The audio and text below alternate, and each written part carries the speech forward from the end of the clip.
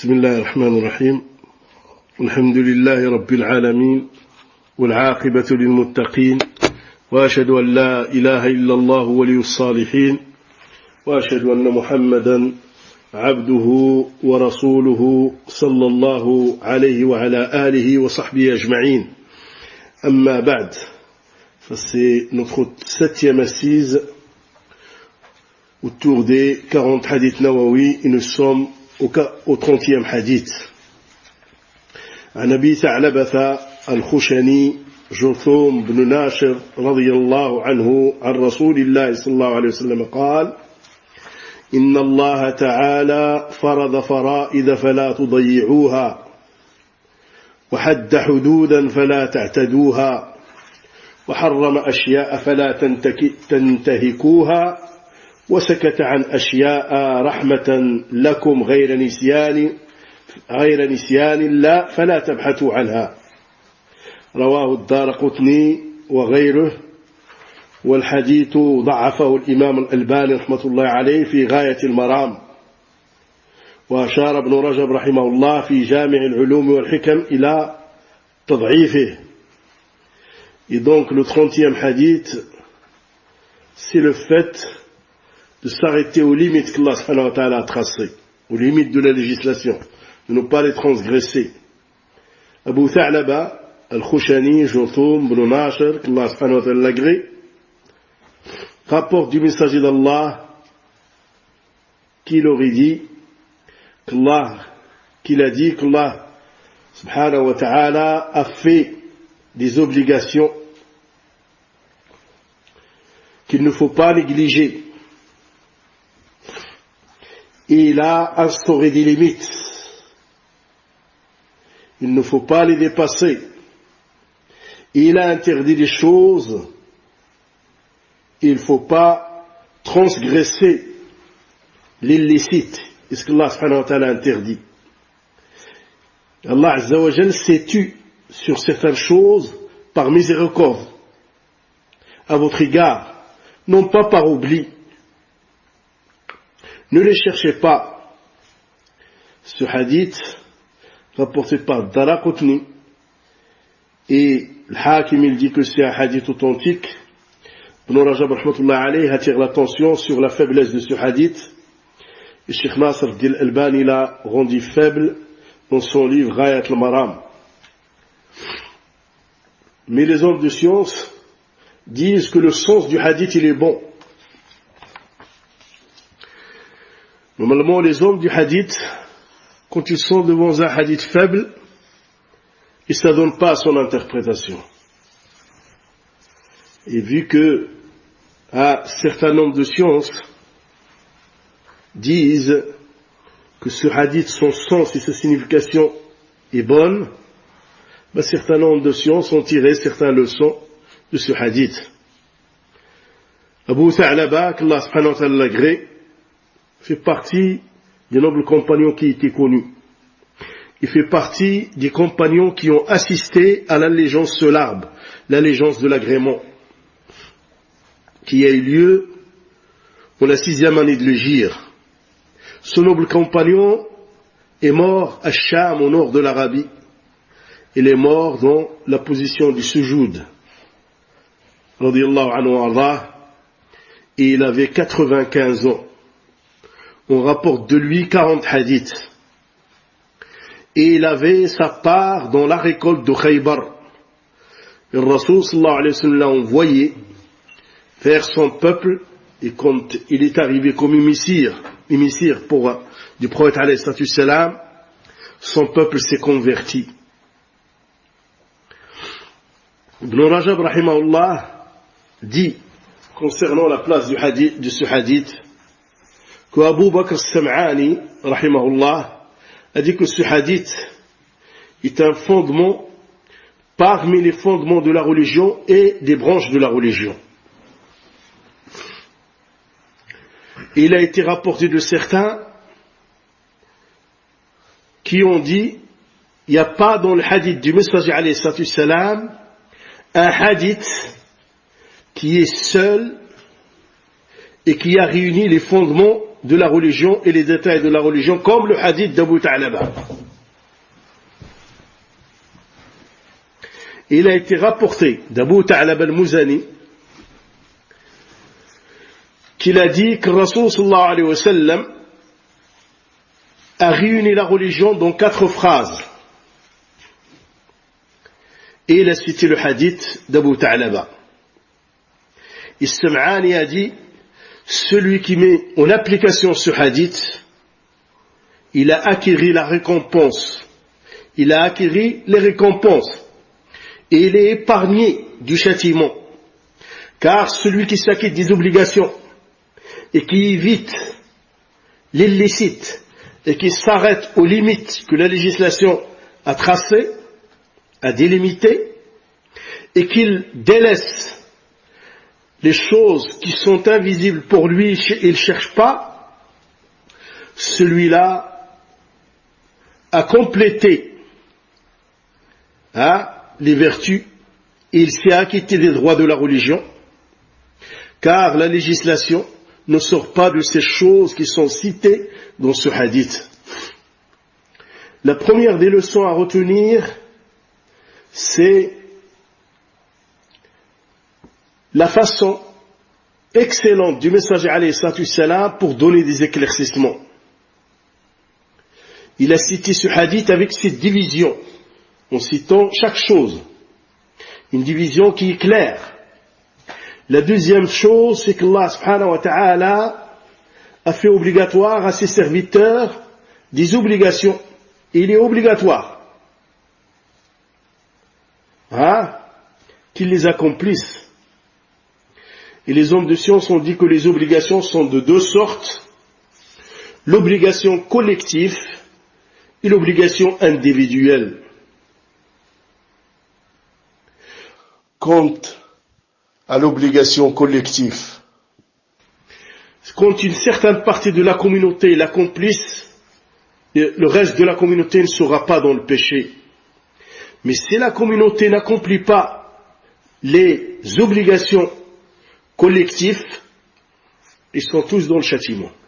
Ils sont tous ceux ils risquent tous de subir le châtiment. Quant à l'obligation individuelle, c'est ce qui est demandé à tout un chacun d'accomplir. Ce qui est demandé à tout pubère d'accomplir, comme acte, comme croyance et ainsi de suite. Les obligations collectives, leur exemple, l'adhan, ainsi que l'iqama, ainsi que la prière sur le mort ou autre. Tout ça, s'il y a une certaine partie qui l'accomplit, khlas. Le deuxième, concernant l'obligation individuelle, les prières, les 5 prières obligatoires, la zakat, le jeûne, le pèlerinage, tout un chacun est obligé de les accomplir lui-même. La troisième leçon, c'est qu'il n'est pas permis à l'être humain de dépasser les limites qu'Allah subhanahu wa ta'ala a tracées. Il en découle aussi qu'il n'est pas permis aux serviteurs d'Allah d'aller à l'extrême dans sa religion. Le Rasul sallallahu alayhi wa sallam a blâmé l'acte et les paroles de certains quand un parmi eux a dit « Moi je vais jeûner et je n'ai jamais rompre le jeûne ». L'autre a dit « Moi je vais prier toute la nuit ». L'autre a dit « Et je ne vais pas dormir ». Et l'autre a dit « Moi je ne vais pas me marier ». Le Rasulullah sallallahu alayhi wa sallam a rejeté leur dire.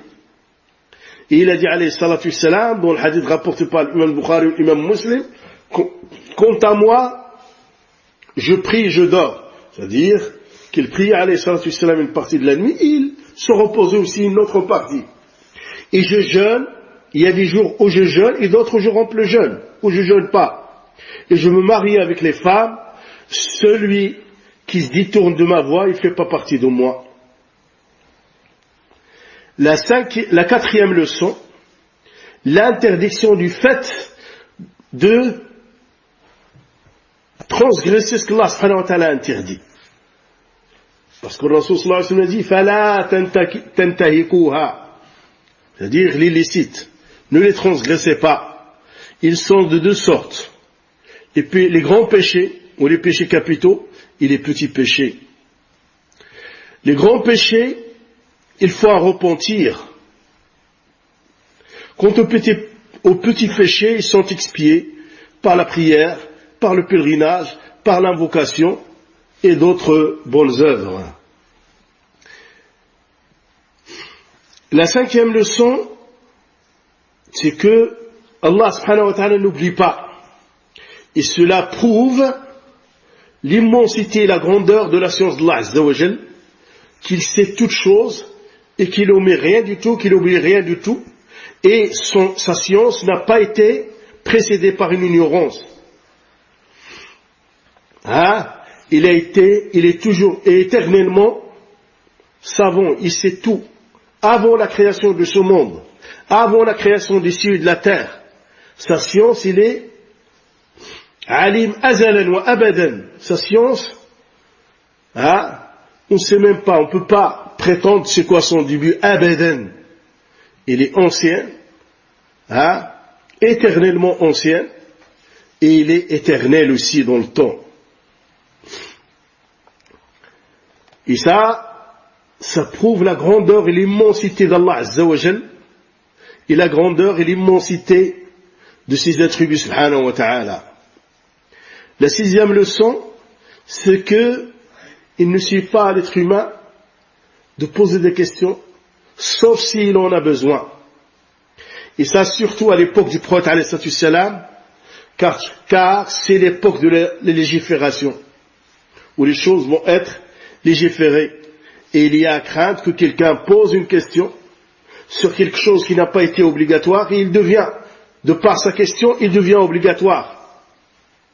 Ou quelque chose qui n'a pas été illicite, et de par sa question, il devient illicite. Ceci, au moment de la légifération, et à l'époque du prophète alayhi salatu wassalam. C'est pour ça que le Rasul sallallahu alayhi wa sallam a interdit à ce moment-là de chercher. Donc maintenant, tu poses les questions sur les choses dont tu as besoin, dont ta religion, il n'y a aucun mal. Et bien sûr, il ne faut pas, comme nous l'avons dit l'autre jour, il ne faut pas aller non plus à l'extrême dans les questions. Comment je vais faire l'odo si je me trouve sur Neptune? D'abord arriver à Neptune, et à ce moment-là, les hommes de science vont te donner la solution. Et le 30e hadith, عن أبي العباس سهل بن سعد الساعدي رضي الله عنه قال جاء رجل oui le 31 hadith عن أبي العباس سهل بن سعد الساعدي رضي الله عنه قال جاء رجل من النبي صلى الله عليه وسلم فقال يا رسول الله دلني على عمل إذا عملته أحبني الله وحبني الناس فقال ازهد في الدنيا يحبك الله وازهد فيما عند الناس يحبك الناس. Et ce hadith, c'est le fait d'inciter à être indifférent aux choses de ce bas monde et de prendre de ce bas monde que ce qui est nécessaire à la personne pour être bien dans son bas monde. Prendre juste le nécessaire et de ne pas perdre son temps à chercher et à s'encombrer dans les biens de ce bas monde. Abu al-Abbas ibn Sa'd Sa'idi radiyallahu anhu arda, il a dit qu'un homme va dire au prophète alayhi salatu wassalam, ô messager d'Allah, montre-moi une œuvre, si je la fais, Allah m'aimera, et aussi les gens m'aimeront. Il lui demande de lui orienter vers une œuvre que s'il l'accomplit, ça va lui prévaloir l'amour d'Allah, et ça va lui prévaloir aussi l'amour des gens.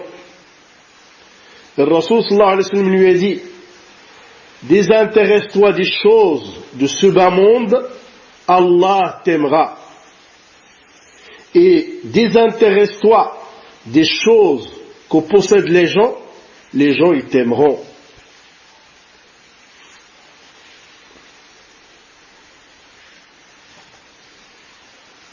Et zuhd, c'est le fait de délaisser les choses qui vont pas être bénéfiques à la personne dans le delà.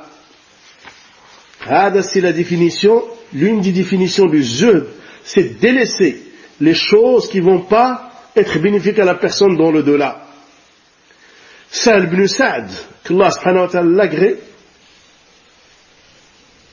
Sahl ibn Malik, ibn Khalid, ibn Ta'laba, ibn Harith, ibn Amr, ibn al-Khazraj, ibn Sa'ida, l'Ansar al-Sa'idi min mashahir al-Sahaba. C'est l'un des grands compagnons de Allah alayhi, il était connu.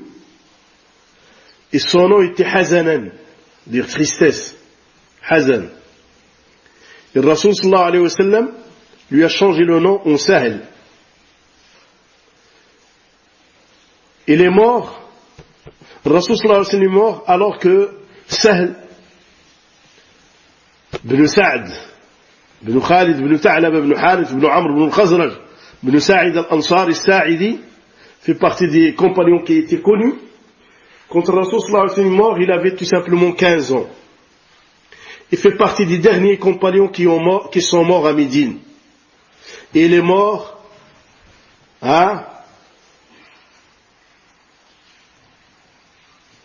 au l'an 91 de l'Hégire.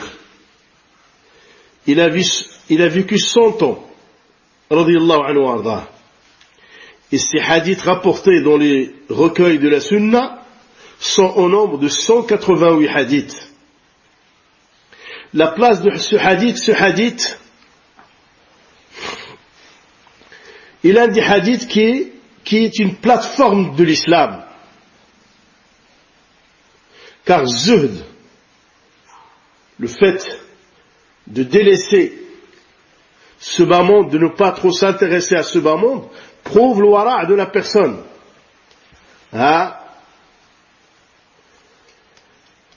Et le wara', c'est le fait de délaisser ce qui est autorisé pour ne pas tomber dans ce qui est interdit.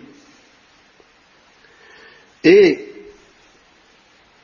ces caractéristiques prévoient la personne qu'Allah subhanahu wa ta'ala l'aime.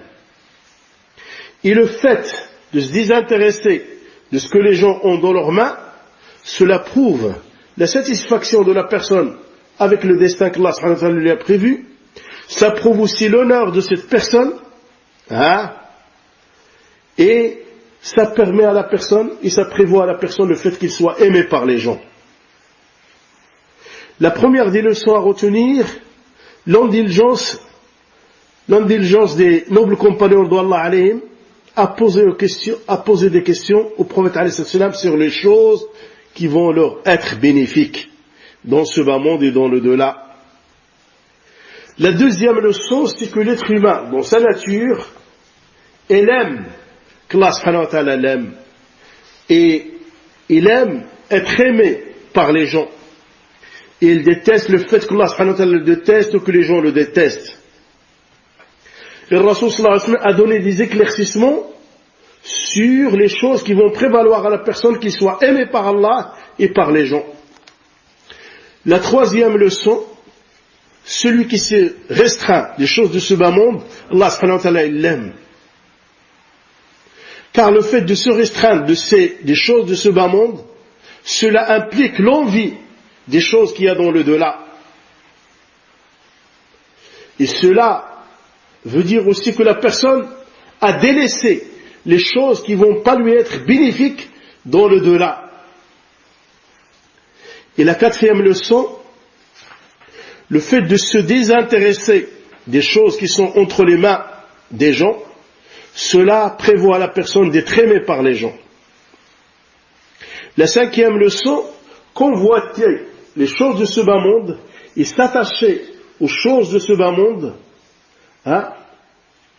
peut causer la colère d'Allah Azza wa Jal, et le fait de convoiter ce que les gens ont entre leurs mains, cela provoquera aussi, c'est que les gens vont détester cette personne, et que le fait de se désintéresser des choses qui sont entre les mains des gens est un des grands moyens pour acquérir leur amour et pour être aimé par eux. La sixième leçon, le fait d'aimer ce bas monde est une des clés du mal. et il a été rapporté dans le hadith, préserve-toi du dunya et préserve-toi des femmes. La 7e leçon, il ne faut pas que ta préoccupation soit ce bas monde. Et ta science soit, le but de ta science soit ce bas monde. Il ne faut pas que tes préoccupations soient tout simplement ce bas monde. Et que ta science, il ne faut pas que ce soit le but de ta science, que ce soit ce bas monde. Le hadith Tani wa Talatul, le 32e hadith, La darara wa la dirar. Tout préjudice est illégal. عن أبي سعد بن مالك بن سنان الخدري رضي الله عنه أن رسول الله صلى الله عليه وسلم قال لا ضرر ولا ضرار. هذا الحديث حديث حسن رواه ابن ماجه والدارقطني وأورده الشيخ ناصر الدين الألباني رحمة الله عليه في سلسلة الأحاديث الصحيحة. Donc le 32e hadith, tout préjudice est illégal. Le hadith d'Abi Saïd bin Malik bin Sinan al-Khudri, qu'Allah subhanahu wa ta'ala agrée, a dit que le Rasoul sallallahu alayhi wa sallam a dit pas de préjudice involontaire et pas de préjudice volontaire. Il ne faut pas causer des préjudices et des torts aux gens, que ce soit d'une façon volontaire ou involontaire. Et involontaire, quand on s'en rencontre, il faut remédier aux préjudices qu'on leur a fait subir. Abu Sa'id al-Khudri, Sa'd bin Malik, bin Sinan, bin Ubayd bin al-Khazraj, l'Ansari, al-Khazraji, il est réputé de par sa kunya Abu Sa'id al-Khudri. Le jour de Hud, Rasul sallallahu alayhi wa sallam l'a trouvé petit. Donc il n'a pas pu assister à la bataille de Hud. Son père est mort martyr durant cette bataille et il était le plus jeune des compagnons à cette époque. Il a assisté et accompagné le prophète alayhi salam pendant 12 batailles. Il fait partie des nobles et des compagnons qui avaient beaucoup de vertus, beaucoup de science. Il faisait partie des hommes de science parmi les nobles compagnons d'Allah alayhim. Il est mort à Médine en l'an 74 de l'Hégire et il avait 94 ans. Radiyallahu anhu wardah. Il a été enterré à Al-Baqi'. Ce qu'on rapporte de lui dans les recueils de la Sunna, 1170 hadiths. Certains hommes de science le considèrent comme l'un des grands rapporteurs, le considèrent parmi les 7 grands rapporteurs du hadith. Il était courageux, radiyallahu anhu wardah. Un jour, Al-Harra, à l'extérieur de Médine, il est rentré dans une grotte. Et un habitant du Sham, un Shami, est venu rentrer. Et Abu Sa'id al-Khudri lui a dit, sors de la grotte. Si tu y rentres, je vais te tuer. Shami, il rentrait quand même. Abu Sa'id a posé son arme, son épée, et il lui a dit, tu es responsable de ton péché. Shami lui a dit, tu es Abu Sa'id? Il lui a dit, oui, je suis Abu Sa'id. Il lui a dit, fais-moi dua. En lui disant ça, il est parti. Il a laissé Abu Sa'id un petit peu apeuré. Et il est parti. Ce hadith est un grand hadith. Il fait partie des plateformes de l'islam. Il contient l'interdiction de toute forme de préjudice, qu'il soit des grands préjudices ou des petits préjudices. Dans une phrase qui est très courte. Parce que, et ceci, cette orientation du prophète alayhi salam amène l'entraide et que les gens s'entraident mutuellement et que les uns soient bénéfiques aux autres et que les uns ne fassent pas du mal aux autres d'une façon directe ou indirecte. Abu Daoud a dit, ce hadith, la compréhension de la législation tourne autour de ce hadith. Et parmi les leçons du hadith, la première, c'est qu'il faut accourir vers les œuvres qui vont pas vers les bonnes œuvres pour s'épargner le mal dans ce bas monde et dans le delà. Il faut accomplir les œuvres qui ne vont pas prévaloir à la personne ni le mal dans ce bas monde, ni le mal dans le delà.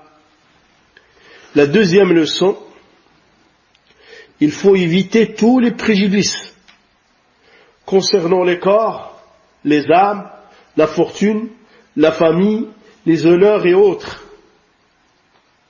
Cheikh Al-Uthaymin, il donne des exemples sur les préjudices. Il dit, c'est quelqu'un, il a un voisin. Et ce voisin, il arrose son arbre. Et l'eau s'infiltre chez le voisin. Mais il ne l'a pas fait volontairement. L'eau, il s'infiltre. Peut-être il le sait, peut-être il ne le sait pas. Il dit, l'obligation, c'est que ce mal, il s'enlève. Ce préjudice doit s'enlever. Une fois qu'il est su, qu'on sait que le préjudice est là, il faut l'enlever. Même si le propriétaire de l'arbre, il a dit, même s'il dit, moi j'avais pas l'intention de lui causer du mal, ni de lui faire du mal, ni de lui causer du mal dans sa demeure ou quoi que ce soit.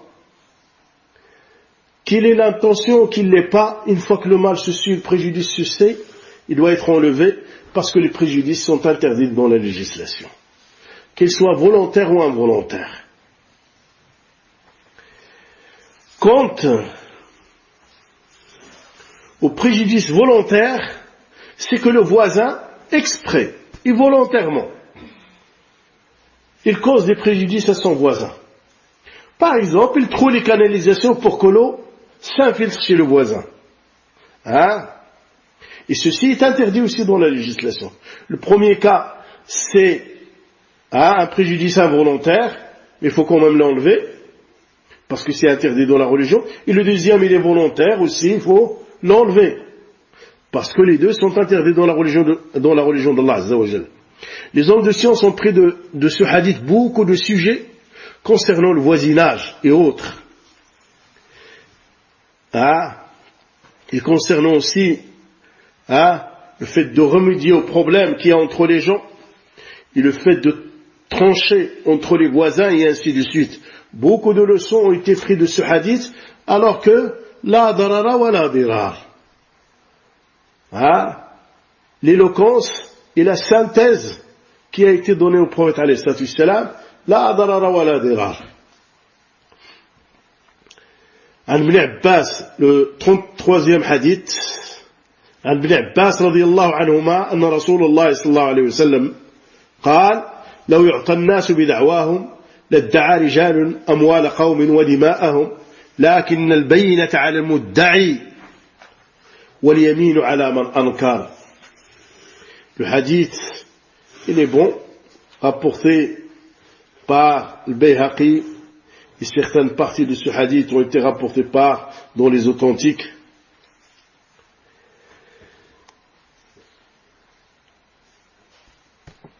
Ibn Abbas, le 32e hadith, Ibn Abbas a dit, qu'Allah subhanahu wa ta'ala agrée, que le messager d'Allah a dit, si on reconnaissait aux hommes le bien fondé de toutes leurs prétentions, les uns ne manqueraient pas de revendiquer les biens et la vie des autres.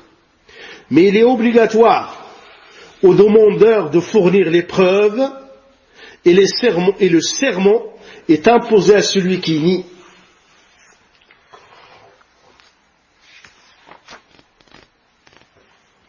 Donc, c'est la règle qui dit les preuves sont demandées aux prétendants et le serment est imposé, est obligatoire pour celui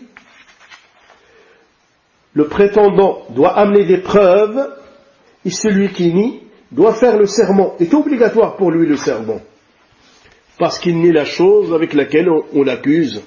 Donc,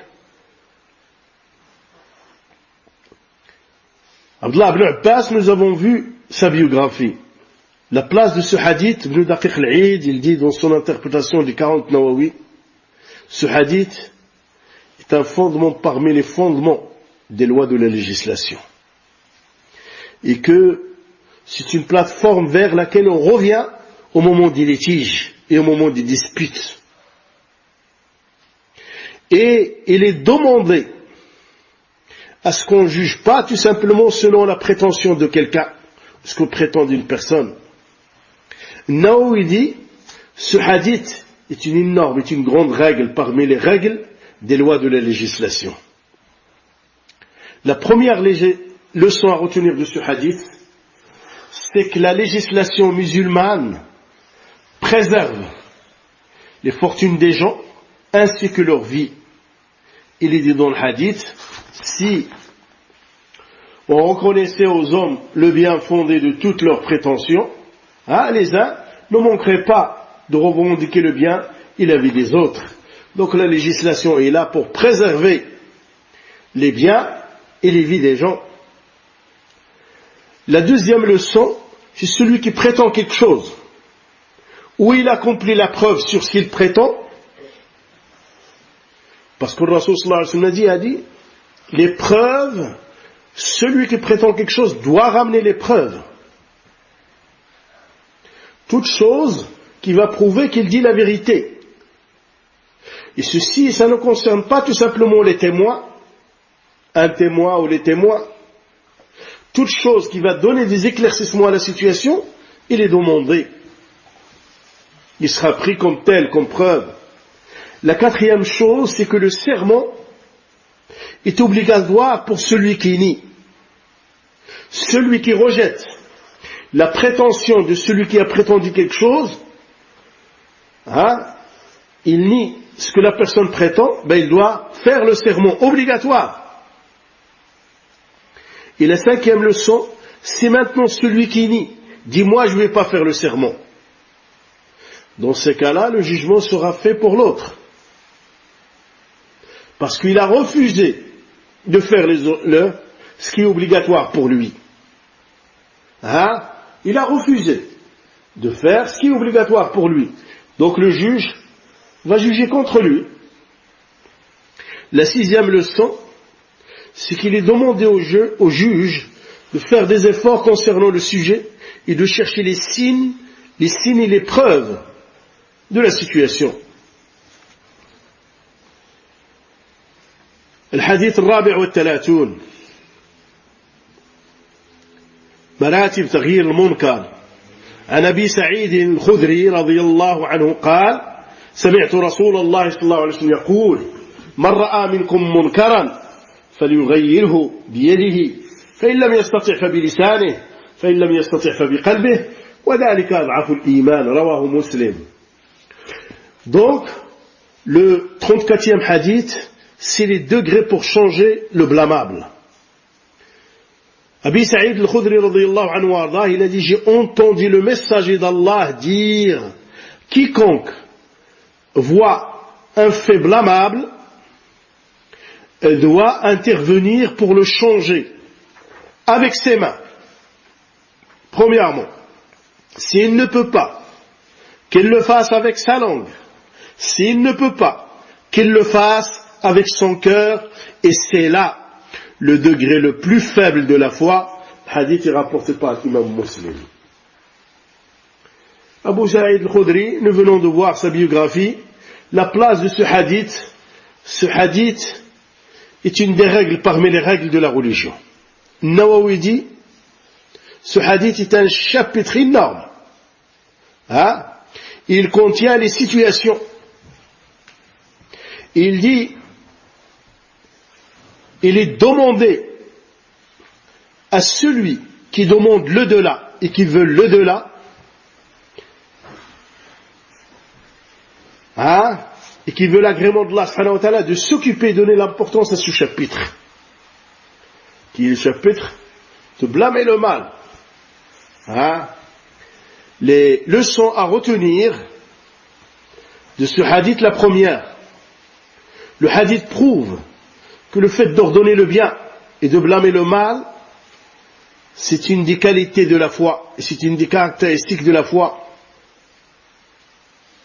C'est pour ça que l'imam Muslim, rahimahullah, a rapporté ce hadith dans son authentique dans le livre de la foi. La deuxième leçon à retenir, qu'il est obligatoire de changer le mal, selon ces degrés qu'il y a dans le hadith. Premièrement, avec la main. Et ceci, c'est le gouverneur et ses représentants qui doivent le faire. Et c'est aussi le père à l'intérieur de sa famille. Tu le vois, le mal dans son foyer, il doit le changer. Et si la situation l'impose à donner des corrections, il donne les corrections qu'il faut. Deuxième degré, la langue. D'exhorter les gens, ça, craignez Allah, ça c'est mal, etc. De leur faire peur par le châtiment d'Allah qui découle de leur acte blâmable et ainsi de suite. S'il ne peut pas,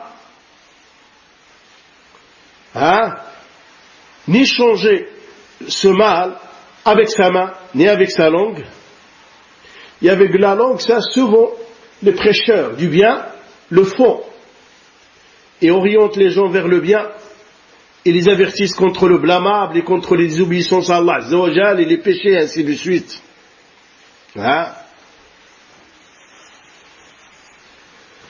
Et quand il ne peut pas, ni avec les mains, ni avec la langue, il passe au troisième degré, qui est le fait de changer, de rejeter cet acte dans son cœur et de le considérer comme un acte blâmable. Le cœur, et c'est le moindre degré de la foi. La quatrième leçon, la troisième plutôt, celui qui a peur qu'on le frappe ou qu'on le tue, qui a peur pour sa fortune, les hommes de science, vu qu'il y a ces obstacles, qu'il y a cette peur pour qu'il soit tué, ou pour qu'il perde sa fortune, etc., là, il ne change ni avec sa main, ni avec sa langue. La quatrième, celui qui est capable d'accomplir un des degrés, parmi les degrés demandés dans le hadith, soit la main, soit la langue, il est mieux que celui qui est dans l'incapacité de le faire, même s'il a l'excuse. Là qu'il est mieux.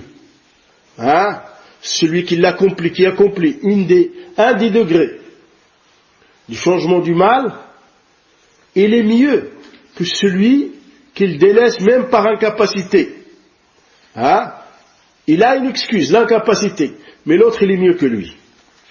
La cinquième leçon, la facilité de la législation, puisqu'il a fait que tout est fait selon certains ordres et selon la capacité. Si la personne ne peut pas, la yukallifu Allahu nafsan illa wus'aha. Le verset, il dit dans sa traduction approximative, Allah subhanahu wa ta'ala n'impose pas à la personne ce qu'il ne peut pas faire.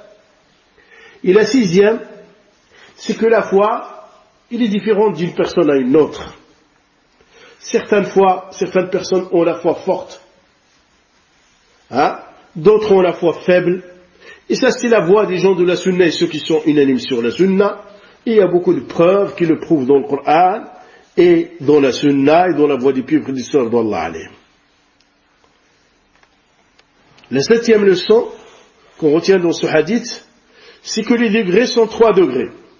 La da'wa, l'ordre et le changement. La da'wa, c'est que le prêcheur se lève dans la mosquée ou autre, dans un lieu de réunion des gens, et il leur montre le mal, il les avertit contre le mal, et il leur donne des éclaircissements sur le bien, il les incite à faire le bien, et aussi les avertit contre le fait de faire le mal ou de faire les innovations et ainsi de suite. Et l'ordre, celui qui ordonne le bien et qui blâme le mal, c'est celui qui ordonne aux gens, faites ceci, attention à cela, ne faites pas cela. Hein? Et celui qui change voit que c'est autre chose. Il a vu que les gens ne répondent pas à la da'wa, ne répondent pas à l'ordre, il change lui-même la situation.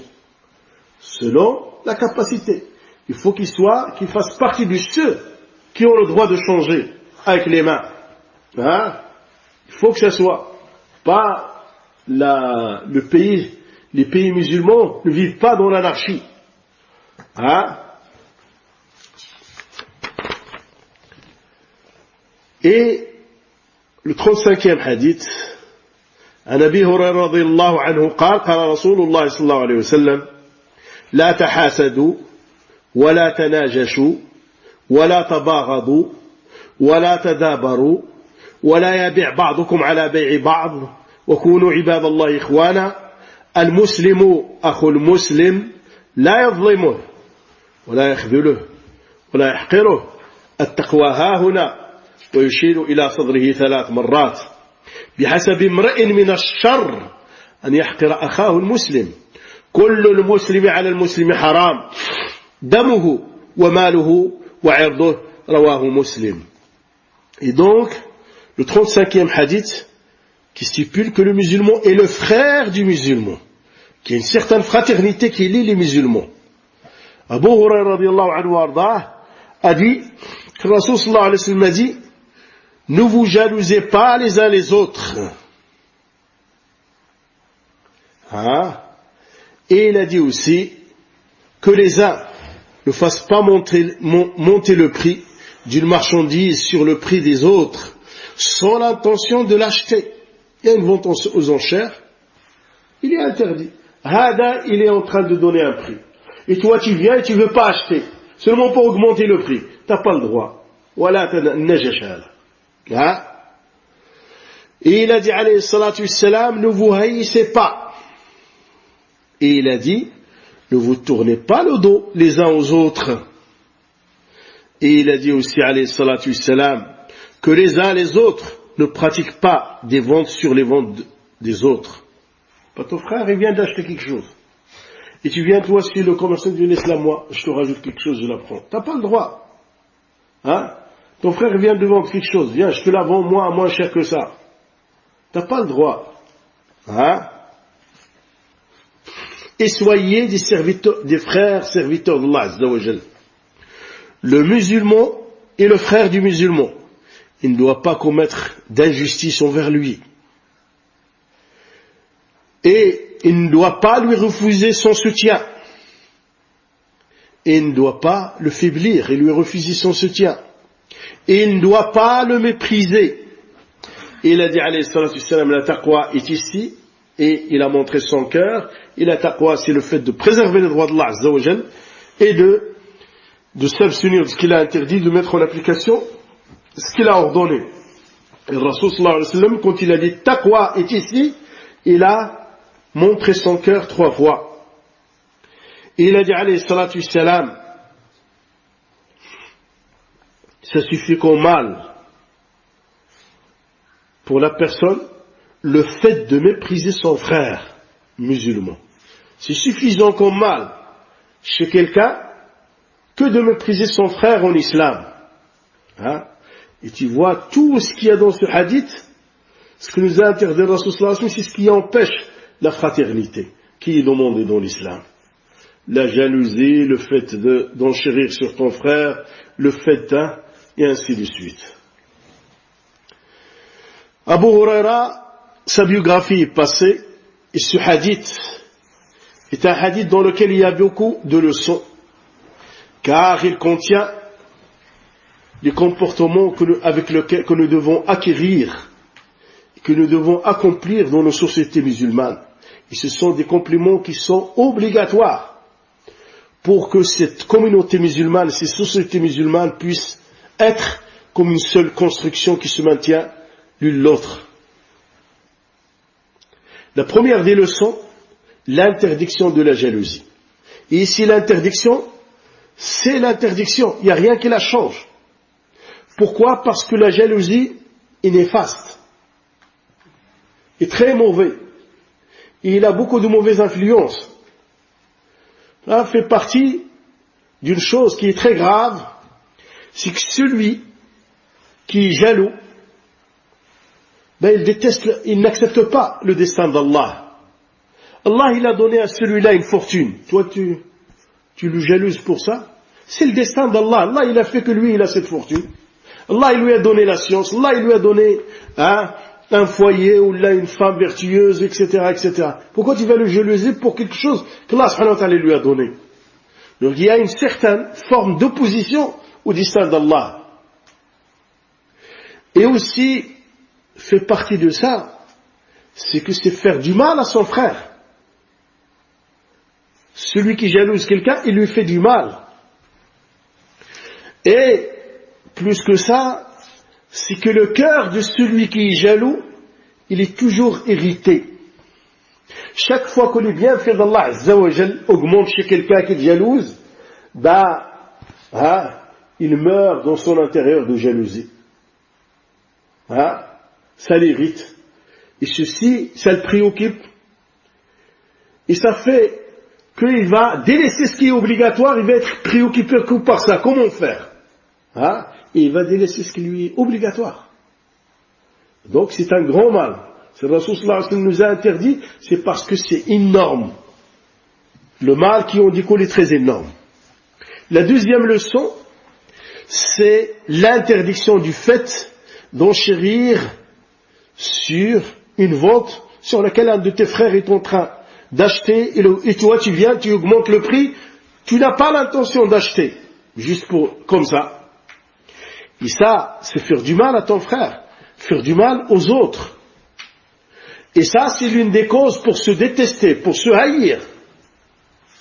Car il n'est pas permis à l'être humain de haïr son frère, ou de causer quelque chose, un acte qui va lui prévaloir le fait de le haïr et de le détester. La troisième leçon, c'est l'interdiction du fait de se donner le dos. Tu donnes le dos à ton frère, tu n'entends pas ce qu'il veut te dire, et ça, c'est contraire à la fraternité de la foi. La quatrième, l'interdiction du fait de faire une vente sur la vente de ton frère, comme le fait d'acheter sur l'achat de ton frère, comme le fait d'aller demander une fille alors que ton frère il a été dans cette maison l'a demandé, comme le fait d'aller laisser quelqu'un, tu sais que tel est allé dans cette maison pour demander la location et toi tu viens par-dessus pour la prendre à sa place. Et d'autres choses parmi les droits que nous ne devons pas transgresser. Et la cinquième leçon, il est obligatoire de renforcer et d'augmenter la fraternité de la foi. Rasul sallallahu alayhi wa sallam dit Kounu ibadallah ikhwanan, soyez des serviteurs d'Allah, frères, soyez des frères, soyez des serviteurs d'Allah, mais soyez frères. La sixième leçon, dans ce hadith, il y a l'éclaircissement de la situation du musulman vis-à-vis de son frère, qu'il ne doit pas commettre d'injustice vis-à-vis de son frère, qu'il doit le soutenir, il ne doit pas le faiblir, il ne doit pas le démentir, il ne doit pas le négliger, ni le mépriser, car tout ceci est en contradiction avec la fraternité de la foi. La septième leçon, la place de la piété et la place de la taqwa, c'est le cœur. Si le cœur est rempli de taqwa, du fait de préserver les droits de Allah subhanahu wa ta'ala, les membres vont être de même. Et qu'on sache que certaines personnes utilisent cette phrase, mais ils ne l'utilisent pas à sa place. Quand ils commettent des désobéissances et qu'on blâme ou qu'on attire leur attention sur cette désobéissance, il te dit taqwa est dans le cœur. Et ça, c'est une parole véridique, avec laquelle ils cherchent le faux. Et ça, la réponse à ce genre de personnes, et à leurs similaires, si taqwa était dans le cœur, il aurait son impact sur les membres. Il aurait son impact sur les membres, que ce soit sur la langue, que ce soit sur les mains, ou sur les pieds, ou sur les yeux, et ainsi de suite. Car, comme il a dit le Rasul sallallahu alayhi wa sallam, certes, dans le cœur, il y a un morceau de chair. Quand il est bon, tout le corps va être bon. C'est-à-dire tous les membres vont suivre. La langue, les yeux, l'oreille, les mains, les pieds, et ainsi de suite. Et si le cœur est mauvais, tout le corps va l'être. Et c'est le cœur. Et donc il est obligatoire qu'on s'occupe de nos cœurs, qu'on se pose des questions et qu'on regarde, qu'on fouine dedans qu'est-ce qu'il y a. La 8e leçon, c'est que la répétition de la parole importante, pour que celui à qui s'y adressé il puisse la comprendre. Et si le Rasul sallallahu alayhi wa sallam a dit taqwa haouna, il l'a répété 3 fois. Et combien de fois le Rasul sallallahu alayhi wa sallam répète des mots et des phrases qui sont importantes, pour que celui à qui s'est adressé il puisse la capter, la comprendre, et se rendre compte de la situation, de l'importance de ce qu'on lui annonce. La 9e, c'est que c'est une norme. La 9e leçon, c'est une norme de mépriser son frère musulman. Car le Rasul sallallahu alayhi wa sallam a dit, ça suffit qu'au mal à l'être humain que de mépriser son frère musulman. Parce qu'il en découle beaucoup de choses. Le fait de le mépriser, il va en découler beaucoup de choses. Et beaucoup de mal. La 10e leçon, l'interdiction de tuer, de toucher un musulman, ou de toucher à son honneur. Et ça, c'est l'origine dans cette religion. Il y a certaines causes dans la législation que seul le juge musulman va décréter à quel moment celui-là il va subir la sentence de la mort, comme celui qui était marié et qui tombe dans l'adultère, comme celui qui quitte la religion musulmane et qui se sépare du groupe. Halas. Mais ça, c'est au gouverneur.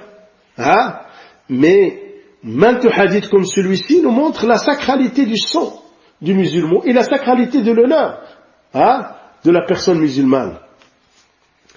La 11e leçon, c'est la communauté musulmane. Mettez en application ces orientations prophétiques qu'il y a dans ce hadith, il va obtenir le bonheur dans ce bas monde et dans le delà. Car ce ne sont que, c'est une haute moralité qu'il y a dans ce hadith. Et c'est la noblesse du comportement qui va faire acquérir à cette communauté l'entraide entre elles et l'entraide entre elles, la fraternité et ainsi de suite, qui va permettre à la communauté de se souder.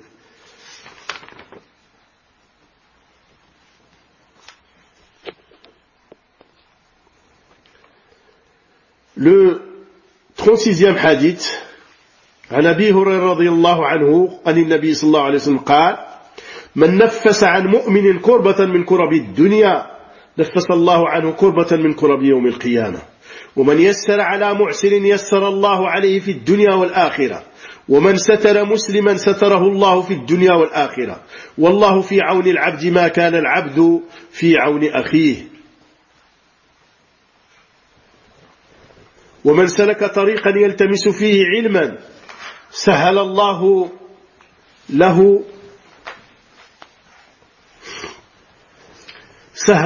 به طريقا إلى الجنة وما اجتمع قوم في بيت من بيوت الله يتلون كتاب الله ويتدارسونه بينهم إلا نزلت عليهم السكينة وغشيتهم الرحمة وحفتهم الملائكة وذكرهم الله في من عنده ومن بطأ به عمله لم يسرع به نسبه رواه مسلم بهذا اللفظ. Et donc ce hadith nous montre les vertus qu'il y a dans le fait d'aider les personnes et de soulager les personnes et les vertus qu'il y a dans le fait de lire le Coran. C'est le 36e hadith avec lequel nous allons terminer cette assise. Hadith d'Abu Hurairah radiyallahu anhu. Le prophète alayhi salam a dit, quiconque soulage un croyant d'une situation affligeante, Allah subhanahu wa ta'ala le soulagera d'une situation affligeante. Quiconque soulage un croyant d'une situation affligeante dans ce bas monde, Allah subhanahu wa ta'ala le soulagera d'une situation affligeante le jour de la résurrection. Et celui qui facilite à quelqu'un en difficulté, Allah subhanahu wa ta'ala lui facilitera la situation dans ce bas monde et dans le delà.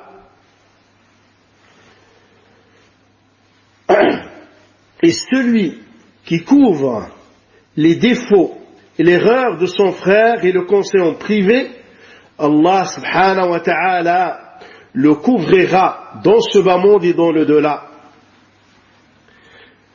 Et Allah aide le serviteur tant que le serviteur aide son frère. Et celui qui prend un chemin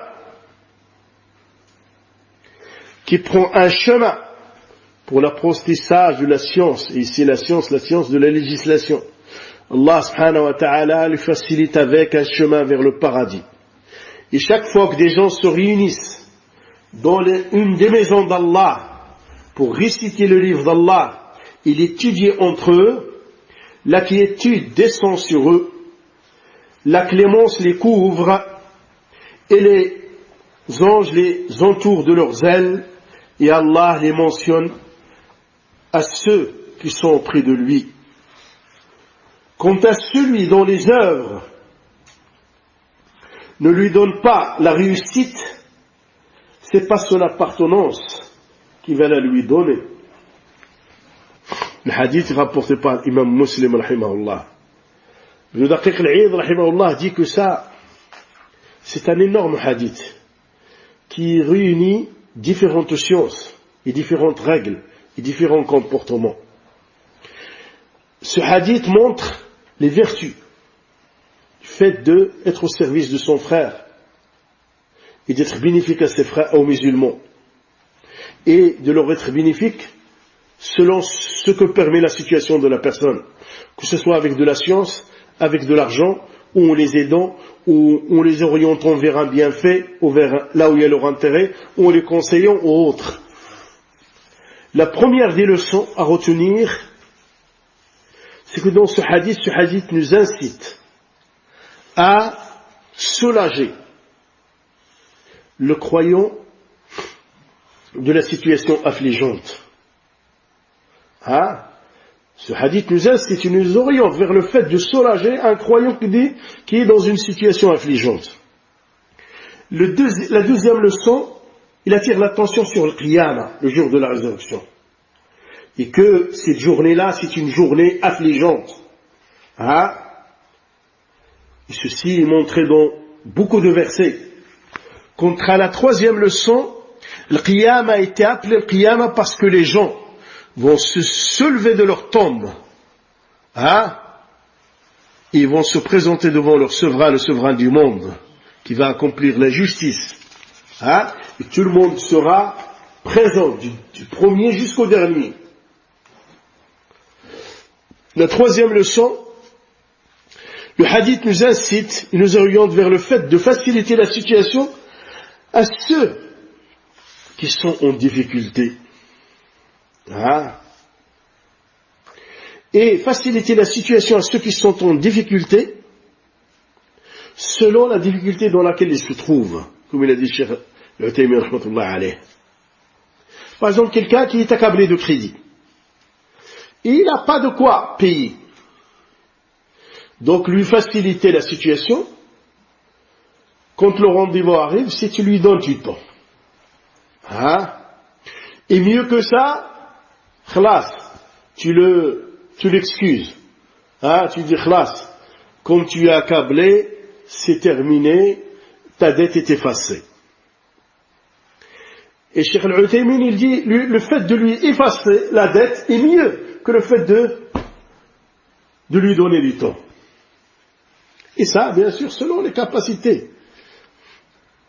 Quant à faciliter à une personne qui a subi une faillite ou une catastrophe, c'est de l'aider. L'aider à remonter. Pour que cette catastrophe soit un petit peu allégée pour lui. Et aussi, le conseiller, lui donner le conseil comme quoi il doit patienter et qu'il a la grande promesse min Allah Azza wa Jal, et ainsi de suite. La quatrième leçon, le hadith nous oriente vers le fait de couvrir les erreurs de son frère musulman. Couvrir ses défauts, couvrir ses erreurs et aller le conseiller en privé. Et le fait de couvrir ne peut être louable que s'il y a un intérêt dans le fait de couvrir et qu'il ne contient pas un mal. Par exemple, du Cheikh Al-Uthaymeen, un criminel qui ne cesse de faire des crimes. Et celui-là, on ne va pas le couvrir parce qu'il est connu par son mal, à faire du mal dans le quartier ou dans la ville. Et quant à quelqu'un qui est dans la droiture et il a accompli un acte qui n'est pas autorisé, qui est illicite. Et ici, il dit Cheikh Al-Uthaymeen, ici, le fait de le couvrir et demander, il y a une maslaha, un intérêt dedans, et d'aller le conseiller. Il dit, la personne qui est connue par son mal, tu ne le couvres pas. Qu'est-ce qu'il va couvrir? Il est connu par le mal. Mais il a dit, celui qui est dans la droiture, et il est arrivé quelque chose, tu dois le couvrir, et tu dois le conseiller. La cinquième leçon, le hadith nous incite, nous oriente vers le fait d'aider le serviteur musulman, et d'aider les musulmans. Allah subhanahu wa ta'ala aide ceux qui aident leurs frères en islam. La sixième, l'incitation, le hadith nous incite à demander de la science, parce qu'il a dit que celui qui prend le chemin de la science de la législation, Allah subhanahu wa ta'ala lui facilite un chemin vers le paradis. La septième, les vertus qu'il y a dans le fait de se réunir à la lecture du Coran. Mais le fait de se réunir à la lecture du Coran, pas comme les gens se réunissent après Salat al-Maghrib et après Salat al-Fajr à le lire en synchro. Abadan, c'est pas ça. C'est le fait de se réunir. Il y a quelqu'un qui lit, comme il dit Cheikh Al-Uthaymeen, un autre qui explique, ou là un il lit un huitième, et l'autre il lit un autre huitième, et ainsi de suite. Mais il y a dans le hadith, ils l'étudient entre eux. C'est-à-dire qu'ils étudient le halal qu'il y a dedans, et le haram qu'il y a dedans, et ils le mettent en application parce que l'une des significations de tel al-Qur'an est tabi'ahu, il l'a suivi. تلوت محمدا أي تبعت محمدا تلوت القرآن تبعت القرآن عملت بالقرآن. Et le but pour lequel il est descendu, c'est pour ça, pour la mise en application. La neuvième leçon, c'est que dans le fait de se réunir dans l'une des maisons d'Allah, il en découle une énorme récompense. Il y a la quiétude qui descend sur ceux qui sont réunis. La quiétude, comme il a dit Cheikh Al-Uthaymeen et d'autres, c'est quelque chose que Allah subhanahu wa ta'ala envoie dans le cœur du croyant et il s'apaise, il trouve son apaisement et sa quiétude. Et la clémence les couvre. Et les anges les entourent de tous les côtés avec leurs ailes. Et Allah subhanahu wa ta'ala les mentionne à ceux qui sont auprès de lui. Et ceci est une norme, même si je me trouve dans une assise des gens de la sunna, et qui sont unanimes sur la sunna, une assise dans laquelle j'attends Allah a dit, Rasul sallallahu alayhi wa sallam a dit, selon la voix et la compréhension du plus prédécesseur d'Allah, si je suis un sot et je comprends rien, je serai parti avec ces quatre choses. La quiétude dans le cœur, être couvert avec la clémence, être entouré des ailes des anges, et être mentionné par Allah Azza wa Jal à ceux qui sont auprès d'Allah subhanahu wa ta'ala. Plus que ça, pendant ce laps de temps où tu es assis, tu préserves ton œil pour ne pas éviter le haram, ton oui pour ne pas écouter le haram, ta langue pour ne pas dire n'importe quoi, et ainsi de suite. Il y a beaucoup de vertus qu'Allah subhanahu wa ta'ala nous couvre de sa sainte miséricorde. La 10e leçon, c'est que l'appartenance sociale ou l'appartenance à une famille noble, etc., ne peut être d'aucun bien pour la personne s'il n'accomplit pas les bonnes œuvres. Et ceci est stipulé dans la fin du hadith. Regarde, Abu Jahl faisait partie de la tribu du prophète alayhi salam, et il l'a vu. Son oncle, Abu Lahab, la même chose.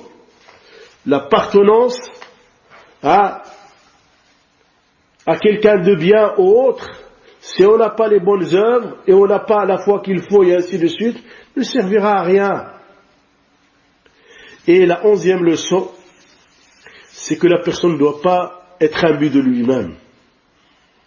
Et il doit s'occuper à regarder s'il a bien accompli la bonne œuvre ou pas, pour qu'il puisse avoir les hauts degrés, Inch'Allah subhanahu wa ta'ala.